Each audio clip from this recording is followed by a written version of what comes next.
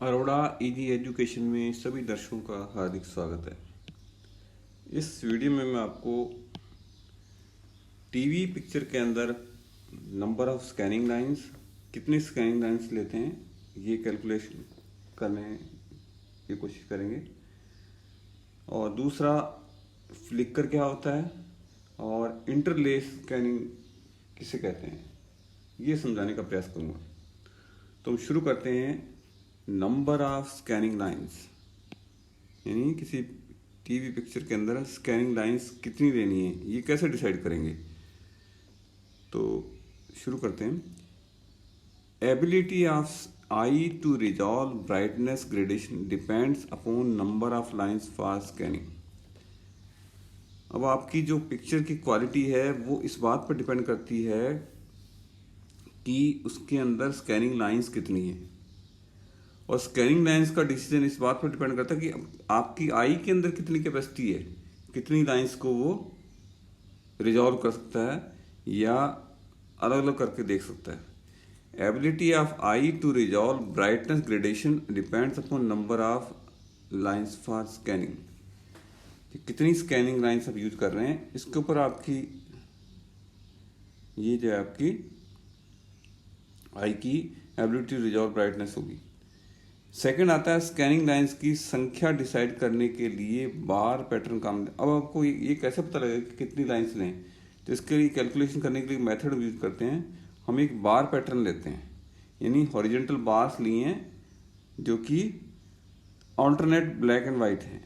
Scanning lines की संख्या decide करने के लिए बार पैटर्न काम में रहते हैं। यदि स्कैनिंग बीम्स की थिकनेस प्रत्येक वाइट व ब्लैक बार की विड्थ, यानी जो बार पैटर्न लिया है उस बार पैटर्न की जो हाइट है, बार्स के अंदर हर बार की जो हाइट है, प्रत्येक वाइट या ब्लैक बार, हाइट या विड्थ बोल लो उसको, प्रत्येक वाइट या ब्लैक बार की जो विड्थ है वो स्कैनिंग बीम की थिकनेस का, जो आप बीम यूज कर रहे हैं जिसका सरकमफ्रेंस है उसके ऊपर पूरा पूरा आना चाहिए उसकी विड्थ में। उस बार की जो विड्थ है उस डायमीटर के बराबर है जो बीम आप स्कैनिंग के लिए यूज कर रहे हैं।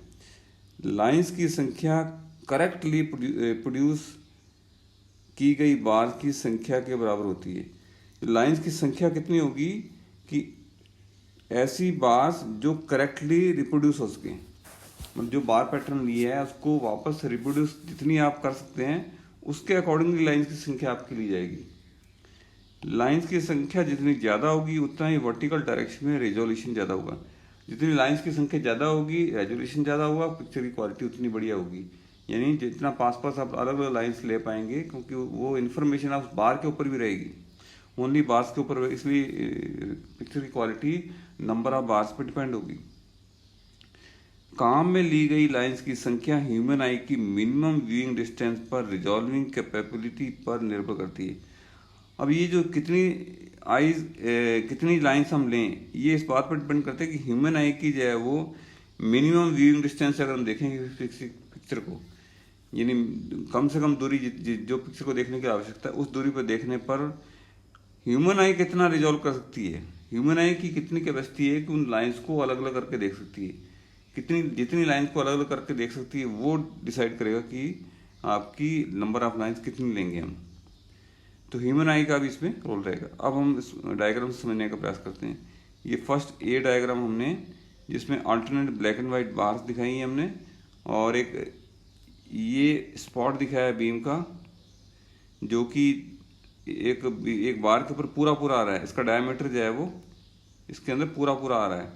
तो ये scanning spot perfectly with black and white bar, तो पूरा जो है वो उसके ऊपर आ रहा है। सेकंड हमने ये दिखाया सेकंड डायग्राम, उसमें जो है वो ये NV और N+1 बार लगातार 2 बार दी हमने, और ये हाइट जो है H ली है, और ये डिस्टेंस जो है वो पिक्चर से आई की डिस्टेंस जो है वो D = 4H, हाइट का 4 गुना।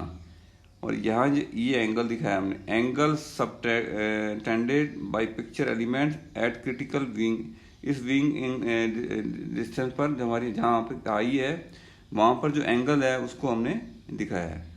और उसके बाद स्कैनिंग बीम कुछ ये इस डायग्राम में हमने ये दिखाया है कि जो इलेक्ट्रॉन बीम है वो परफेक्टली किसी लाइन के ऊपर गिरे, ऐसा जरूरी नहीं है। कई बार ऐसा भी होगा कि वो किसी एक बार के ऊपर परफेक्टली नहीं आएगा, आधा जो है वो ब्लैक पर आ रहा है, आधा जो है वो वाइट पर आ रहा है। तो ये थर्ड डायग्राम में हमने दिखाया। अब हम आते हैं कैसे कैलकुलेट करते हैं नंबर ऑफ लाइन्स।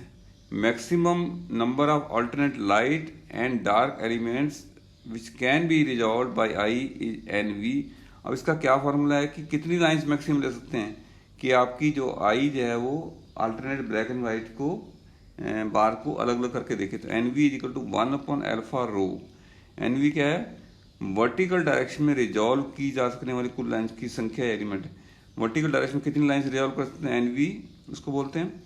और अल्फा किसको बोलते हैं, आई का मिनिमम रिजॉल्विंग एंगल रेडियंस में।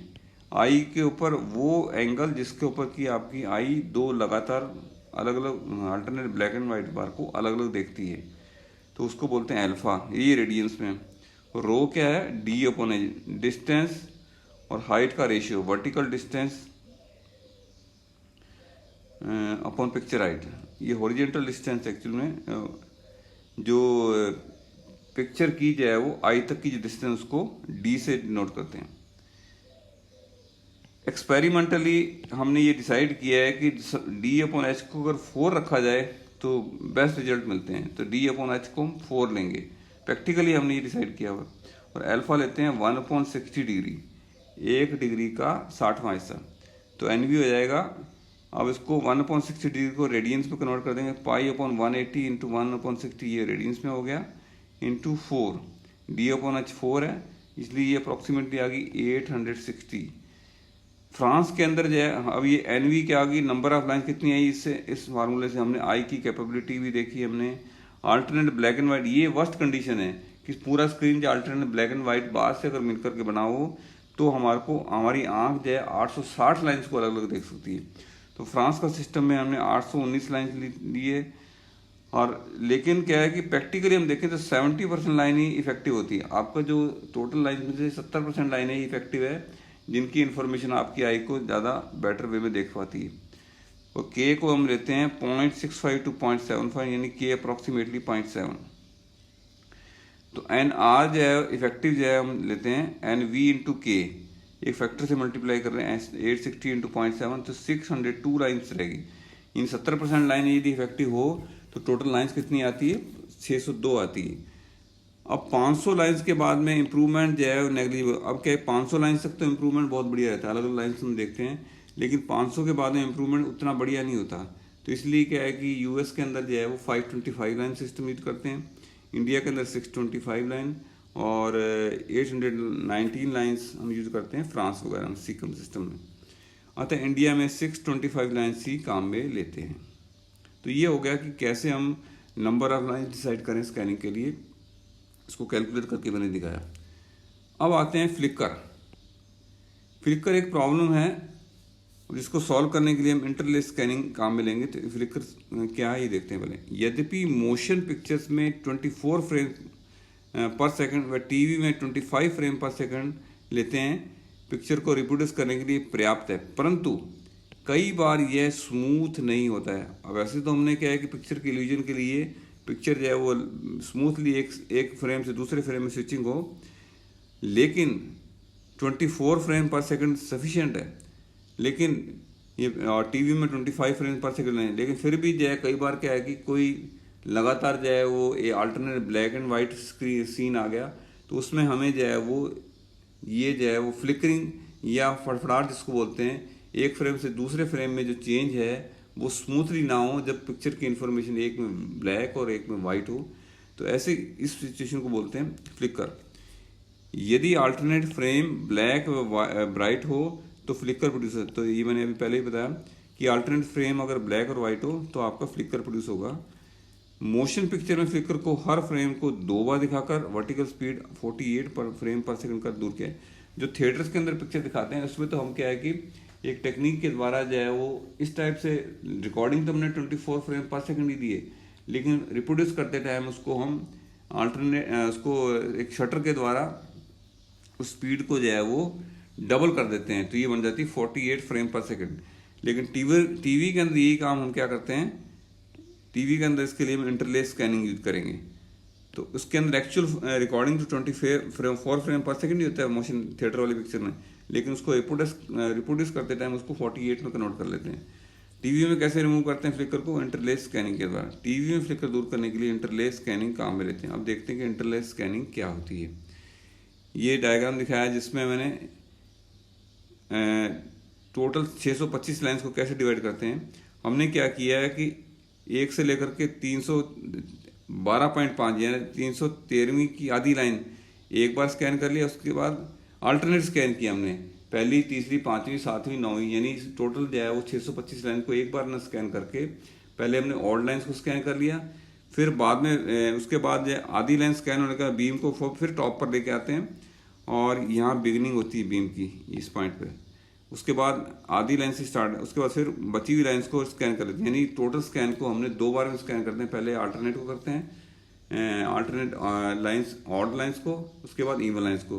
तो इससे क्या होगा, वर्टिकल मूवमेंट की स्पीड जो है डबल हो जाएगी, क्योंकि लाइन्स कम स्कैन करनी है तो बीम को ऊपर से नीचे आने में पहले से आधा टाइम लगेगा। तो इसलिए क्या वर्टिकल स्पीड डबल हो जाएगी और फ्लिकरिंग की प्रॉब्लम रिमूव हो जाएगी। तो टीवी में वर्टिकल स्कैन रेट 50 फील्ड पर सेकंड, यानी एक फ्रेम को 2 फील्ड से मिलकर के बना हुआ मान लेते हैं, तो ये स्पीड आपकी डबल आ जाएगी। स्कैन रेट जो है 50 फ्रेम पर सेकंड बनाने के लिए हर लाइन स्कैन करने के बजाय ऑल्टरनेट लाइन को स्कैन किया जाए। मैंने पहले बताया कि हमने ऑल्टरनेट लाइन को स्कैन करेंगे तो वर्टिकल मूवमेंट की स्पीड जो है डबल हो जाएगी और ये 50 फील्ड पर सेकंड की स्पीड मिलेगी। इलेक्ट्रॉन बीम बॉटम पर पहुंचने के पश्चात क्विकली टॉप पर पहुंचकर बची हुई लाइन्स को स्कैन करता है। हम आधी लाइन स्कैन कर ली, उसके बाद जो है इलेक्ट्रॉन बीम को फिर टॉप पर लेंगे और बची हुई लाइन है जो इवन लाइन थी उसको स्कैन कर लेंगे।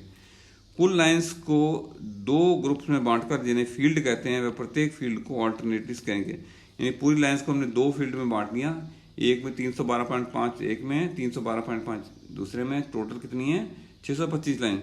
तो 2 ग्रुप में बांटने के बाद उसको जो अल्टरनेट स्कैन किया एक बार में, उसके बाद बची हुई लाइन्स को स्कैन किया, तो वर्टिकल मूवमेंट की स्पीड क्या होगी? डबल होगी। इसे इंटरलेस स्कैनिंग कहते हैं। प्रत्येक स्क्रीन डबल वर्टिकल रेट पर स्कैन किया जाता है। इससे क्या होगा, वर्टिकल स्पीड जो है वो पहले से डबल आ जाएगी। यह किसी बुक के पेज की सभी लाइन्स को एक साथ ना पढ़कर ऑल्टरनेटली रीड करने के समान है। अब इसका एक बड़ा अच्छा उदाहरण क्या है कि अगर हम किसी बुक को पढ़ने के लिए पहले हम क्या है कि पहली, तीसरी, पाँचवीं, सातवीं, नौवीं इस टाइप से ऑड लाइन्स रीड कर लें, उसके बाद बची लाइन्स को सेकंड, फोर्थ, सिक्स्थ लाइन्स को रीड करें। इससे क्या होगा कि ऊपर से नीचे आपकी आई जो मूव करेगी, तो चूंकि आपको लाइन्स आधी रीड करनी एक बार में, तो आपकी ऊपर से नीचे मूव करने की स्पीड डबल होगी। पिक्चर पूरे पेज को आप पढ़ रहे हैं, लेकिन आपने 2 पार्ट में पढ़ा, पहले आधी लाइन को पढ़ लिया, उसके बाद बची हुई आधी लाइन को पढ़ लिया। इससे वर्टिकल मूवमेंट की स्पीड आपकी बढ़ गई। यही काम हम इंटरलेस स्कैनिंग में कर रहे हैं। 625 लाइन टीवी सिस्टम में 313.5 लाइन्स के 2 फील्ड बनाते हैं। हॉरिजॉन्टल फ्रिक्वेंसी को कांस्टेंट रखा जाता है, यानी हमारी जो हॉरिजॉन्टल मूवमेंट की फ्रिक्वेंसी वो उतनी ही रखी जाती है। कितनी? 15,625 लाइन पर सेकंड। ये कैसे निकलती है? 312.5 लाइन्स है पूरे उसमें फील्ड में, और वर्टिकल मूवमेंट की स्पीड पहले से हमें क्या डबल कर दी, लाइनें आधी की आपने और स्पीड, वर्टिकल स्पीड डबल कर दी, तो मल्टीप्लिकेशन उतना ही आएगा। 625 इंटू 25 था तो वो भी 15,625 है। अब 312.5 इंटू 50 कर दिया, रिजल्ट वही आएगा 15,625 लाइन पर सेकंड, यानी 1 सेकंड में 15,625 लाइन स्कैन की जाएंगी। वर्टिकल रेट 25 से 50 कर दिया गया। पहला फील्ड हाफ लाइन पर एंड होता है। जब पहला फील्ड क्या होगा, 312.5 यानी हाफ लाइन पे एंड होगा, और दूसरा फील्ड शुरू किससे होगा? हाफ लाइन से, 313वीं लाइन का आधा बाद वाला पार्ट। तो सेकंड फील्ड जो है हाफ लाइन से शुरू होगा। तो स्कैनिंग स्पीड सेम रखते हुए 15,625 लाइन पर सेकंड यानी फ्लिकर रिमूव कर दिया जाता है, क्योंकि वर्टिकल स्पीड डबल हो जाती। तो स्कैनिंग स्पीड तो आपने 15,625 ही रखी, लेकिन वर्टिकल स्पीड जो डबल करके आप फ्लिकरिंग की प्रॉब्लम को रिमूव कर देते हैं। अब फ्रेम फ्रिक्वेंसी तो आपका 25 है, फील्ड फ्रिक्वेंसी 50 है। जो पावर फ्रिक्वेंसी 50 हर्ट्ज के समान है। जो आपके घरों में जो सप्लाई आती है वो 50 हर्ट्ज आती है, तो इसके बराबर रखा हमने, ये एक हमने इसमें ध्यान रखते हैं। यूएस में 60 हर्ट्ज के करीब रखा है। यूएसए में मेन फ्रिक्वेंसी 60 हर्ट्ज होने के कारण फील्ड फ्रिक्वेंसी 60 रखी जाती है। यहाँ टोटल लाइन स्कैन पर सेकंड जो है, टोटल लाइन कितनी स्कैन की जाएगी? 525 इंटू 60, 15,725 लाइन। तो यूएस में 15,725 लाइन पर सेकंड स्कैन करते हैं। तो इस वीडियो में मैंने आपको क्या क्या चीज़ें बताई, एक बार हम रिव्यू कर लेते हैं।